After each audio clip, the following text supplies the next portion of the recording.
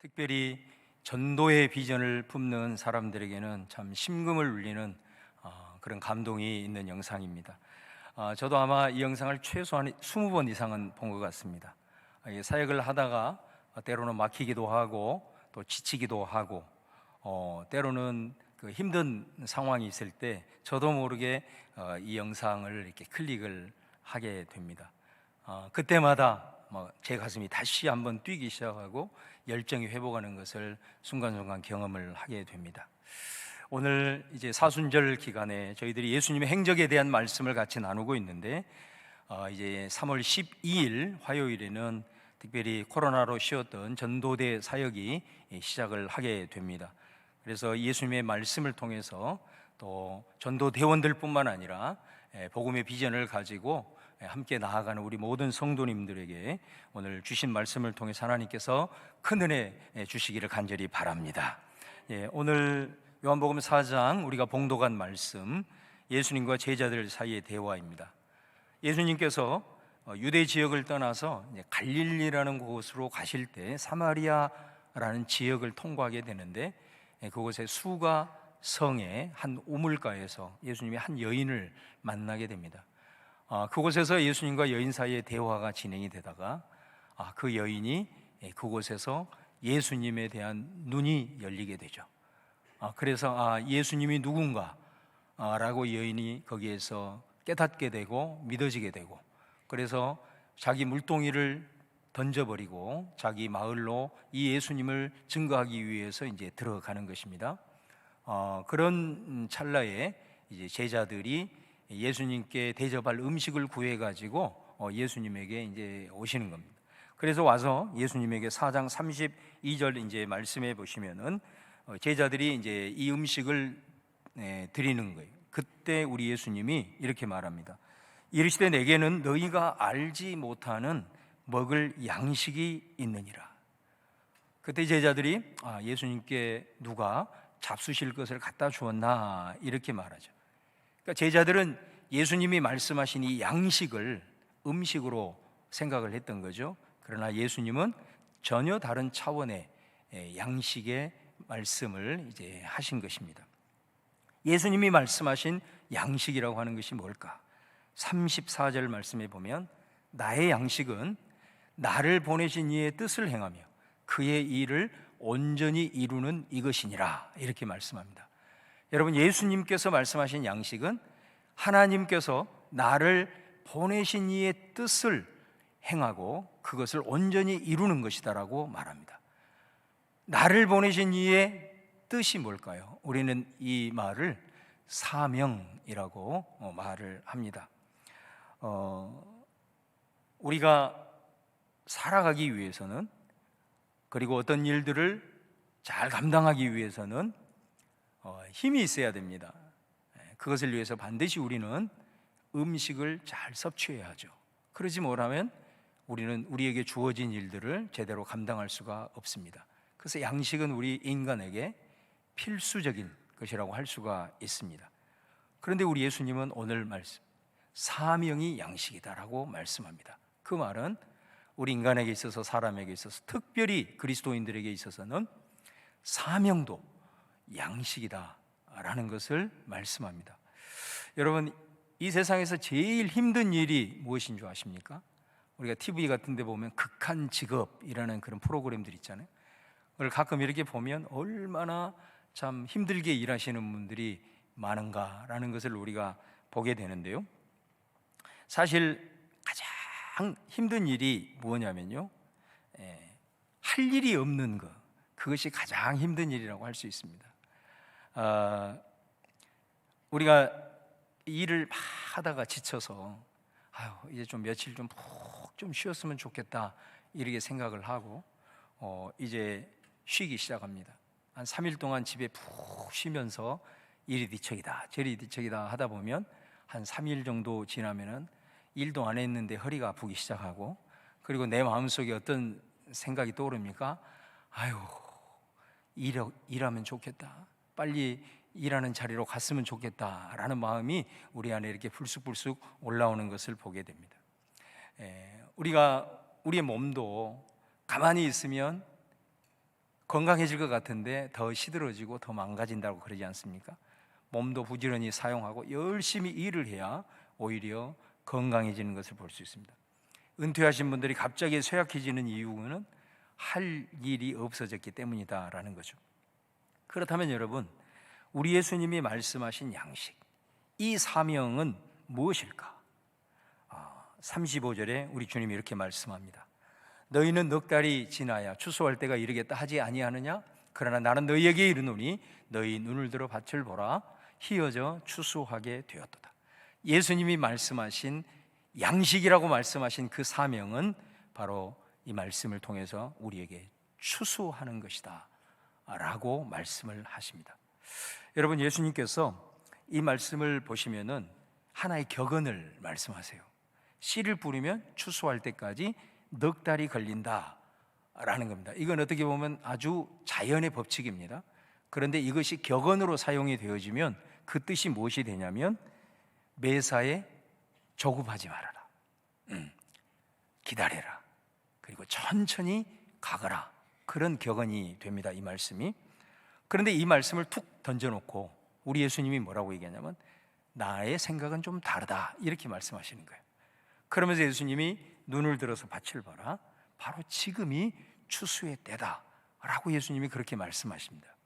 이 말은 지금 말씀을 듣고 있는 제자들이나 당시의 그 유대인들이 추수 이렇게 생각을 하면 항상 이 사람들이 그 추수와 관련돼서 생각하는 게 뭐냐면 메시아입니다. 그리스도, 메시아가 오는 그때가 바로 추수의 때라는 것을 항상 생각을 하고 그들은 늘 그 메시아를 기다리고 있는 것이죠. 그런데 우리 예수님이 뭐라고 말씀하십니까? 기다리던 메시아가 와서 지금 추수가 이루어지고 있는 것을 지금 너희가 보고 있지 않느냐, 바로 이게 35절의 말씀입니다. 다시 말하면 지금 너희들이 보고 있는, 너희들 앞에 있는 그분, 곧 내가 메시아이고 내가 왔기 때문에 바로 지금이 추수의 때다라고 우리 예수님이 말씀하고 있다라는 것입니다. 그래서 우리 주님이 36절에 보면은 거두는 자가 이미 싹도 받고 영생에 이르는 열매를 모으나니 이는 뿌리는 자와 거두는 자가 함께 즐거워하게 하려 함이라.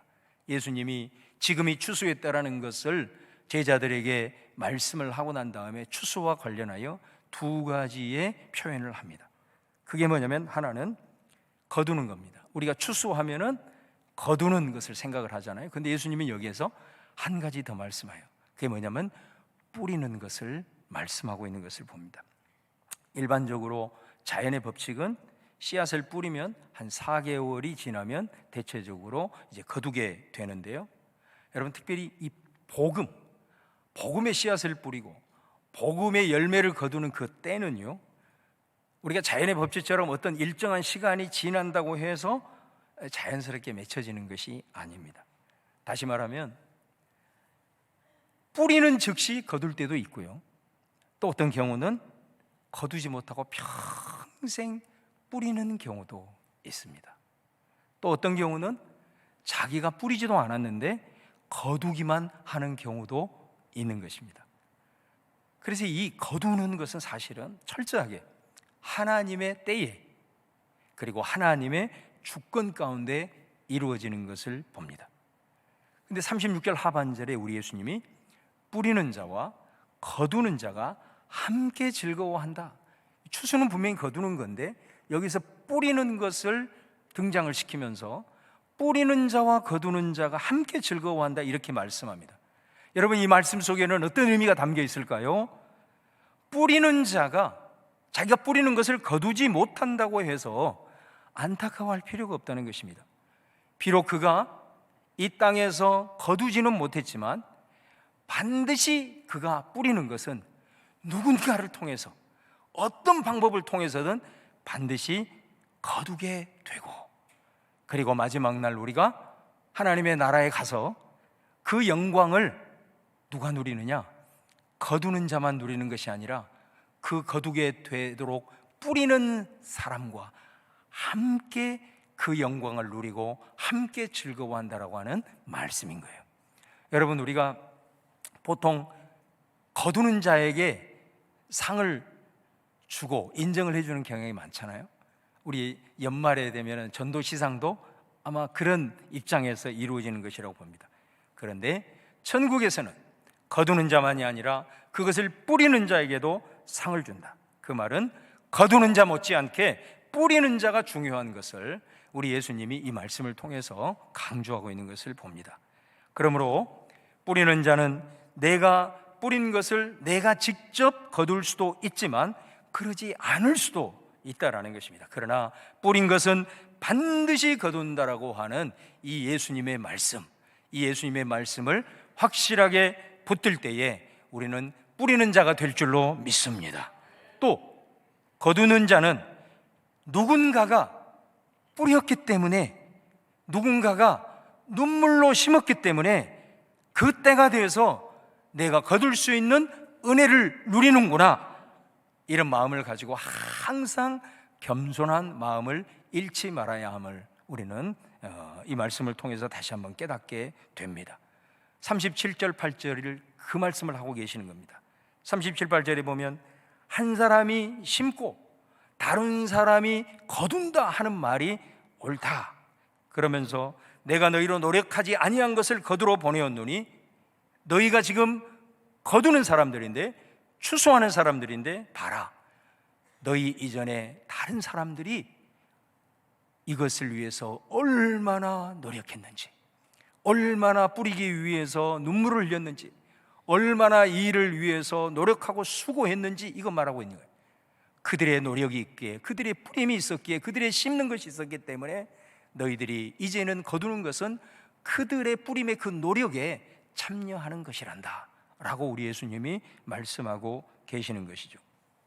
그러므로 저와 여러분이 추수의 때에 우리가 거두는 이 의미와 함께 오늘 주님이 말씀하신 것처럼 뿌리는 것, 이것이 우리에게 너무너무 중요하고, 어떤 일이 있더라도 이 뿌리는 것을 멈춰서는 안 된다라고 말씀을 하고 있는 겁니다.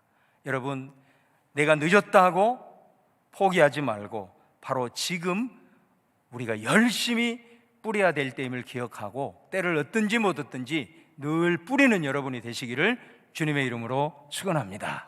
여러분, 우리 고아의 아버지요, 무려 기도를 10,000번이나 응답을 받았다라고 하는 조지 뮬러를 한 번쯤은 다 들어보셨을 거예요. 많은 사람을 전도해서 그가 친히 열매를 보았습니다. 예수님을 영접하게 했어요. 그리고 기도를 정말로 열심히 많이 드려서 10,000번이나 응답을 받았던, 그래서 그 책들이 얼마나 많이 출판이 되었는지 모릅니다. 그런 그에게도 3명의 친구는 그렇게 전도하고 복음의 씨앗을 뿌렸음에도 불구하고 받아들이지 않는, 참 아이러니하죠. 얼마나 이 사람이 그 사랑하는 친구를 위해서 기도했겠어요? 그리고 기도하면서 그에게 복음이 들어가기 위해서 얼마나 그가 수고하고 섬겼겠습니까? 그리고 때를 얻든지 못 얻든지 늘 기회가 되면 복음을 전했을 것입니다. 그런데 그들은 요동하지 않았단 말이에요. 그래서 그 3명의 친구 중에 한 명은 조지 뮬러가 죽기 전에 예수님을 영접하게 되고, 또 한 명의 친구는 조지 뮬러의 장례식장에서 예수님을 영접하게 되고, 마지막 한 명의 친구는 조지 뮬러가 죽은 이후에 한참의 시간이 지난 후에 예수님을 영접하게 되었다는 것입니다. 여러분, 무엇을 말하는 겁니까? 뿌리는 것은 내가 거둘 수도 있고 거두지 못할 수도 있지만 반드시 거두어지게 된다라는 것을 말씀하고 있는 것입니다. 때는 하나님의 주권 가운데 있으나 우리 예수님이 분명하게 하신 말씀, 뿌리는 것은 반드시 거둔다, 이 약속을 붙들고 늦었다고 생각하는 지금 여러분, 그때가 가장 빠른 때임을 알고 열심히 복음의 씨앗을 뿌리고, 또 때로는 눈물로 심고 땀을 흘리며 뿌리는 여러분 되시기를 주님의 이름으로 축원합니다. 이 말씀을 반대로 해보면 뿌리지 않으면 거둘 수 없다라는 말씀도 되는 겁니다. 우리는 뭔가를 하나를 뿌리면 그 하나의 열매를 거둔다고 생각을 합니다. 한 사람을 전도하면 그 한 사람이 하나님 은혜 주시고 하나님의 때에 한 사람이 주님 앞에 돌아올 것이라고 생각합니다. 그런데 우리가 하나를 뿌리게 되면 때로는 우리 하나님께서 우리에게 역사하셔서 30배, 60배, 100배를 결실하시는 것입니다. 예를 들면은 내가 믿지 않는 가정에 나 혼자 예수님을 믿습니다. 아무리 내가 복음을 전해도 사람들이 요동하지도 않습니다. 언제 이 사람들을 내가 다 전도해서 하나님의 나라의 백성이 되게 하나 생각해 보니까 앞이 캄캄한 거예요. 그래서 지레 겁을 먹고 그냥 체념하고 포기해 버리는 경우가 있습니다. 그런데 여러분, 아닙니다. 우리 예수님이 하나님의 나라의 복음에 이 씨 뿌리는 비유를 통해서 뭐라고 말씀합니까? 내가 복음의 씨앗을 뿌렸어요. 그런데 그 씨앗이 길가로 떨어졌다. 그 말은 무슨 말이냐면 받아들이는 사람들이 너무너무 마음이 완악해서 마치 그냥 길가에 뿌리자마자 새들이 와서 그 씨앗을 먹어버린 것처럼 완악하고 강팍해서 그 복음이 그들에게 들어가지 않는 거예요. 그럼에도 불구하고 이 사람은 포기하지 않고 또 복음을 전합니다. 씨를 뿌리는 겁니다. 그런데 이번에는 돌밭에 떨어졌어요. 이 말은 무슨 말이냐면 이게 뭔가가 들어갈 것 같았는데 이 사람에게 매우 어려운 일이 닥치게 되죠. 특별히 그리스도인들이 본이 되지 못하는 삶의 모습을 보고 실망해서 또 마음을 확 닫아버린. 그럼에도 불구하고 이 사람은 거기에 포기하지 않고 또 복음의 씨앗을 뿌립니다. 그런데 이번에는 복음의 씨앗이 들어가는 것 같았는데 결정적인 순간에 그 삶에 닥친 현실의 문제 앞에, 세상의 염려 앞에, 특별히 물질 앞에 다시 무너져 버립니다. 그럼에도 불구하고 이 사람은 또 포기하지 않고 복음의 씨앗을 뿌립니다. 처음 마음을 품고 포기하지 않고 계속해서 복음의 씨앗을 뿌립니다. 그런데 하나님의 역사가 일어납니다. 그런데 그 역사는 이 사람을 통해서 복음의 역사가 나타나는 것으로 생각을 했는데 이 사람이 전혀 생각하지 못한 때에, 전혀 생각하지 못한 방법으로 하나님이 역사를 하셔서 그 가정에 복음이 들어갑니다. 한 사람이 그 복음을 영접하게 되고 그 사람을 통해서 가족 전체가 주님 앞에 돌아오게 되고 그 가족만이 아니라 그 가문이 다 주님 앞에 돌아오게 되고 그를 아는 모든 사람이 예수님을 믿게 되는 역사가 일어나게 되었다는 거예요. 여러분, 이 씨 뿌리는 비유를 통해서 우리가 첫 번째도 실패하고 두 번째도 실패하고 3-4번에도 실패했지만은 포기하지 않냐고 지속적으로 뿌릴 때에 하나님께서는 그를 통하여 30배에 60배에 100배의 결실을 맺게 된다라고 하는 말씀의 약속을 우리에게 주시는 줄로 믿습니다. 여러분, 아무리 힘들고 불가능해 보여도 뿌리면 반드시 거둔다라고 하는 이 말씀을 믿음으로 취할 수 있기를 바랍니다. 반대로 우리가 이 믿음이 없으면은 우리는 쉽게 넘어지고 포기하고 체념하게 됩니다. 그리고 우리가 스스로 생각하면 하나님이 이제 알아서 하시겠지 이렇게 체념해 버립니다. 아닙니다. 여러분, 뿌리지 않으면 하나님도 절대 거두지 않습니다. 그래서 바울이 이렇게 말하잖아요. 뿌리지 않고 거두기를 바라는 것은 하나님을 업신여기는 행위다. 갈라디아서 6장 7절 9절에 보시면 스스로 속이지 말라. 하나님은 업신여김을 받지 아니하시나니 사람이 무엇으로 심든지 그대로 거두리라.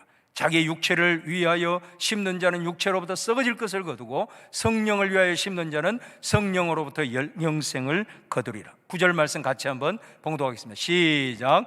우리가 선을 행하되 낙심하지 말지니 포기하지 아니하면 때가 이름에 거두리라. 할렐루야. 여러분, 우리 교회 안에 새가족들이 올해 들어와서 이렇게 많이 들어오고 계세요. 전도해서 그분의 손을 잡고 오시는 분들도 있고 스스로 등록하신 분들도 있습니다. 특별히 예수님을 믿지 않는 분들이 결단하고 주님 앞에 돌아오는 이 모습을 보면서 이분들이 어떻게 이렇게 결단하고 주님 앞에 나와서 예수 믿기로 작정을 했는가? 오늘 말씀에 근거하면 그 이유는 단 하나예요. 누군가가 우리 전에 씨앗을 뿌렸기 때문입니다. 전도의 씨앗을 누군가가 뿌렸어요. 그 즉시 겨들 수는 없었지만 누군가가 뿌리는 것이 있었기 때문에 하나님께서 그분의 때에 그분의 방법으로 우리에게 열매를 주신 줄로 믿습니다. 뿌리지 않고는 절대로 하나님도 거두시지를 않는다는 거예요. 그러나 우리가 뿌리게 되면 우리의 생각을 넘어서서 우리 주님은 30배, 60배, 100배의 결실을 맺으신다는 것입니다. 여러분, 우리가 참 안타까운 그런 일이지만 또 인정하고 싶지는 않겠지만, 여러분 그런 말 들어보셨잖아요. 우리가 예수님 잘 믿고 나중에 천국에 가서도 후회할 일이 딱 한 가지가 있답니다. 그게 뭐냐면, 내가 천국에 갔는데 그곳에 내가 가장 사랑했던 사람, 나의 사랑하는 가족이 그곳에 없을 때 천국에 가서도 후회할 수 있다는 거예요. 천국에 가서도 눈물을 흘릴 수 있다는 거예요. 과연 그 삶이 천국의 삶일까? 저는 그 말을 들을 때마다 굉장히 충격을 받아요. 그리고 정말 내가 예수님을 믿어야 하는 이유가 뭐지? 내가 지금 예수님을 믿고 해야 할 가장 중요한 일이 뭐지? 뭐를 위해서 지금 내가 일을 하고 무엇을 위해서 내가 지금 고민하고 있는가? 이 생각을 하지 않을 수가 없다라는 겁니다. 여러분들이 이 사실을 분명히 깨달은다면, 여러분이 천국에서 천국을 누리기 위해서라도 여러분의 불신의 가족 그리고 사랑하는 사람에게 복음의 씨앗을 뿌려야 될 줄로 믿습니다. 복음을 전하기 위해서 기도하기를 쉬지 말아야 됩니다. 기도부터 시작을 하는 것입니다. 기도를 쉬지 말아야 됩니다. 절대로 기도의 끈이 멈춰서는 안 됩니다. 그리고 전도하기 위해서는 여러분의 믿지 않는 형제, 자매, 가족들, 사랑하는 사람들을 겸손하게 잘 섬겨야 합니다. 말로, 가까운 사람일수록 말로 전도하는 것이 아닙니다. 섬김이 있어야 됩니다. 그리고 내 마음이 때로는 아프고 내 마음이 좀 억울하고 손해본 것 같아도 계속해서 사랑을 흘려보내야 됩니다. 전도도 주의 말씀으로 무장하고 기도하고 성령 충만해야 이런 모습을 우리가 할 수 있는 것 아니겠습니까? 그리고 가족 앞에서 예수님을 믿는 것이 행복하다는 것을 그들에게 보여줘야 하는 것입니다. 특별히 힘들고 어려울 때 예수님을 믿는 신앙의 힘으로 그 부분을 넉넉하게 돌파하고 극복하는 모습을 보여줄 때 대부분의 불신자들은 그때 마음문을 확 엽니다. 도저히 안 될 것 같은데 힘들고 어려울 때 주저앉고 포기하고 원망하고 부정적인 언어를 사용하지 않고 그 순간에 주님 믿는 신앙의 힘으로 이겨내는 모습을 볼 때 여러분, 가족들의 마음문이 활짝 열려지는 거예요. 여러분, 이런 것들이 다 우리가 복음을 전하기 위해서 뿌리고 땀을 흘리고 눈물로 씨앗을 뿌린다는 그런 의미인 것이죠. 여러분, 오늘 이 복음의 권면을 여러분이 진지하게 들으시고 여러분들이 하나님의 나라에 가서도 정말로 영생을 누리는 그런 복된 은혜가 있기를 바라면서, 특별히 불신의 가족을 구원하는 것은 그 어떤 것과도 바꿀 수 없는, 대체할 수 없는 1순위의 사명인 것을 꼭 기억하시고 뿌리시기를 바랍니다. 반드시 하나님이 거두게 하시는 것입니다. 거두는 것은 하나님의 때에 그분의 주권 가운데 있으므로 우리가 어찌하든 우리는 알지 못하지만은, 우리는 보지 못하지만은 우리가 계속해서 최선을 다해서 뿌려놓을 때 우리는 하나님을 기대할 수 있고 하나님의 긍휼과 자비의 역사가 나타날 줄로 믿습니다. 제가 이전 교회를 섬길 때 제가 잊지 못하는 참 권사님 한 분이 계세요. 그때부터 이제 요양원에 계시는데 지금도 요양원에 계십니다. 그분이 제가 그 교회에 부임을 하자마자 저를 위해서 얼마나 기도를 많이 해주는지 제가 그걸 어떻게 알았냐면, 본인이 와서 얘기를 합니다. 목사님 위해서 내가 기도 많이 하고 있는 걸 알지? 그러니까 알았어요. 맨날 와서 저한테 얘기를 하는 거예요. 기도 많이 하고 있어, 아주 하고 있어. 보통 이렇게 나이 들어도 목사님 앞에 오면은 이렇게 조금 조심스러워 하잖아요. 이분은 그냥 마치 자기 아들, 막내 아들처럼 생각을 하고 기도 많이 해? 기도 많이 하니까 힘내 맨날 그러십니다. 그런데 뭐 아시는 분 아시겠지만 제가 첫째 아이를 낳고 둘째를 가지려고 했는데 아이가 안 생겨가지고 12년 동안 아이가 안 생겼잖아요. 그런데 제가 그 교회에 부임을 했나 1년이 지났는데 이분이 나한테 예약도 안 하고 그냥 문 열고 막 목양실 문으로 들어오는 거예요. 그러면서 나한테 박수를 치면서 얘기를 하는 거예요. 내가 오늘 새벽에 꿈을 꾸었는데 아무래도 이거 목사님 태몽인 것 같다고. 제가 깜짝 놀랐어요. 12년 동안 없었는데 이게 뭔 소리야? 그래 얘기를 들어보니까 그 꿈을 얘기를 하는 거예요. 그러고 나서 얼마 후에 늦둥이 아들을 낳게 되었습니다. 자, 그러니 이분은 성령이 충만한 것 같습니다. 그래서 제가 그분을 잊을 수가 없는 거예요. 그런데 코로나가 한참일 때 그 요양원에 집단 감염이 있었어요. 같이 계시는 어르신들이 죽어나가는 거예요. 그리고 간호사분들, 요양사들도 코로나에 걸려. 이분은 쌩쌩해요. 90세가 넘었는데도 쌩쌩해. 그래서 제가 이분을 연구하기 시작했습니다. 어떻게 해서 이분이 이렇게 건강한가? 연구를 하지 않을 수가 없었어요. 그래서 연구를 하는 즉슨 이렇게 이제 보통 전화를 한 번씩 드리거나 또 그분이 전화를 하십니다. 이분은 좀 특이하신 분이라 그랬잖아요. 제가 전화를 안 받으면 10통이고 20통이고 전화를 계속 합니다.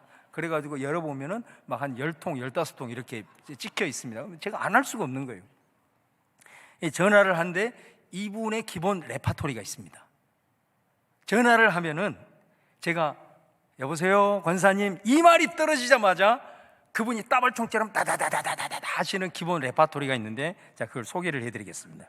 첫 번째로 여보세요 그러면 목사님 하고 이제 말을 시작하는 거예요. 보통 이렇게 전화를 하거나 어르신들 같은 경우는 목사님 저를 위해 좀 기도 많이 해줘요. 내 건강할 수 있도록 아프지 않도록 건강 기도를 좀 많이 해주세요 이렇게 얘기하는데 이분은 뭐라고 얘기를 하냐면 목사님 복 많이 받아 복 많이 받아 건강하고 형통하라고 나 늘 기도하고 있어 그렇게 딱 얘기해요. 그 다음에 뭐라고 얘기하냐면 우리 교회 부흥하도록 나 기도하고 있어. 그 다음에 세 번째는 목사님이 늘 나를 위해서 기도해줘서 감사하고 또 감사하고 얼마나 감사한지 몰라 꼭 이렇게 얘기합니다. 감사하고 3-4번 또 감사하고 얼마나 감사한지 몰라 그렇게 하시는 분입니다. 항상 축복을 먼저 하고 기도하고 감사하는 이 모습을 보면서 이분이 계시는 그 어디나 하늘나라가 아닐 수 없겠구나 그런 생각을 했어요. 근데 한 번은 통화를 하면서 이분이 자기 꿈 얘기를 하는 거예요. 꿈을 꾸었는데 교회 예배당뿐만 아니라 그 앞에 인도와 도로까지 사람들로 가득 찬 그런 꿈을 꾼 거예요. 그러면서 이분이 저에게 뭐라고 얘기를 하냐면 내가 원로 목사님 계실 때 그 목사님 말씀에 순종해가지고 교회 근처 백화점 앞에 그 다음에 그 거리에 내가 전도지를 나누어주면서 얼마나 열심히 전도했는지 몰라. 그런데 내가 지금 기도하고 있어. 그 전도지를 받은 모든 사람들 다 예수 믿게 해달라고 기도하고 있어. 아마 그것에 대한 응답으로 그 꿈을 보여주지 않았나 저는 그 생각을 했어요. 여러분 복음의 열매는 복음을 뿌릴 때 거두는 것입니다. 여러분 누군가가 우리 전에 뿌렸기 때문에 거둔다는 것, 뿌리지 않으면 절대로 거두지 못한다는 것. 여러분 제가 굉장히 좋아하는 말씀, 늘 우리 성도님들에게 강조한 말씀 중에 고린도전서 3장에 하나님이 우리를 동력자라고 부르신다는 것. 이건 동력자가 뭐예요? 두 사람이 동력을 할 때는 한 사람이 일을 많이 하고 한 사람이 적게 하면 동력이 될 수가 없는 거죠. 어떤 수익이 일어나도 한 사람이 많이 취하고 한 사람이 적게 취하면 절대로 동력 관계가 될 수 없습니다. 일을 하는 일도 비슷해야 되고 수익도 똑같이 배분돼야 동력이에요. 하나님이 우리를 볼 때 동력자다 이렇게 말씀하고 계시는 거예요. 그 말씀이 뭔 말일까요? 우리가 하나님의 나라 확장을 위해서 우리가 할 일이 있고 하나님이 할 일이 있다는 거 아니겠습니까? 거두시는 것은 하나님의 주권 가운데 하나님의 때에 하나님의 방법으로 열매를 거두시는 줄로 믿습니다. 우리가 하나님의 동력자라면 우리는 무슨 일을 해야 될까요? 뿌리는 일은 우리가 해야 된다는 것입니다. 뿌리는 일은 우리가 해야 되는 것입니다. 그래야 역사가 일어나는 것이죠. 여러분 우리가 바람이 막 세차게 불 때 바람이 눈에 보이지 않기 때문에 바람이 임의대로 부는 것 같지만 그러지 않답니다. 바람도 기류를 따라서, 그 기류에 형성되어 있는 그곳을 따라서 바람이 분다라는 거예요. 여러분, 부흥의 바람은 우리 힘으로 할 수 없는 거예요. 우리는 또 할 수 없는 거예요. 그러나 그 기류를 형성하는 것은 저는 우리가 해야 되는 일이라고 봅니다. 하나님의 부흥의 때를 바라보면서, 하나님께서 부흥의 바람을 보내주실 것을 기대하면서 우리 교회 공동체가, 우리 가정이 영적인 기류를 형성하는 것은 저와 여러분의 몫이다 이 말이에요. 할렐루야. 뿌리는 일이라 이 말입니다. 뿌리는 일은 우리가 해야 됩니다. 뿌리지 않으면 절대로 하나님도 거두시지 않는다. 그러나 우리가 뿌리면 하나님께서는 30배, 60배, 100배의 역사로 이루실 줄로 믿습니다. 여러분, 지금은 추수의 때인 줄로 믿습니다. 왜 그래요? 우리는 내일 일을 알지 못하기 때문입니다. 내일이라고 하는 시간은 내 소관이 아닙니다. 내가 내일 어떻게 될지, 내가 전도하고자 하는 대상이 어떻게 될지 우리는 아무도 확신할 수 없기 때문에 오늘 살아가고 있는 지금이 추수의 때인 줄로 믿습니다. 여러분, 오늘 예수님이 말씀했던 것처럼 복음의 씨앗을 뿌리는 이 사명이 여러분의 양식이 되실 수 있기를 바랍니다. 밥을 먹어야 내가 건강하고 살 수 있듯이, 일을 할 수 있듯이, 내가 이 뿌리는 전도의 사명이 바로 내 밥이고, 내가 이거 하지 아니하면 나는 영적으로 무기력해지고 연약해질 수 있다라는 각오를 가지고 예수님처럼 이것이 나의 양식이다, 오늘 결단할 때 여러분의 그 아름다운 마음을 하나님이 받아주실 줄로 믿습니다. 추수의 바람이 불어오는 것을 믿음의 눈을 열어서 바라보면서 우리의 가정 안에, 그리고 우리 교회 안에 영적인 기류를 형성하는 저와 여러분 되셔서 하나님이 나를 바라보고 믿음의 동력자라고 여겨주실 때 바로 우리 하나님께서 계속해서 우리가 때를 얻든지 못했든지 뿌릴 때에 올 한 해 여러분의 가정에, 또 우리 본향교회 안에 30배, 60배, 100배의 결실을 보고 열매를 맛보고 체험하는 여러분 될 수 있기를 주님의 이름으로 축원을 드립니다.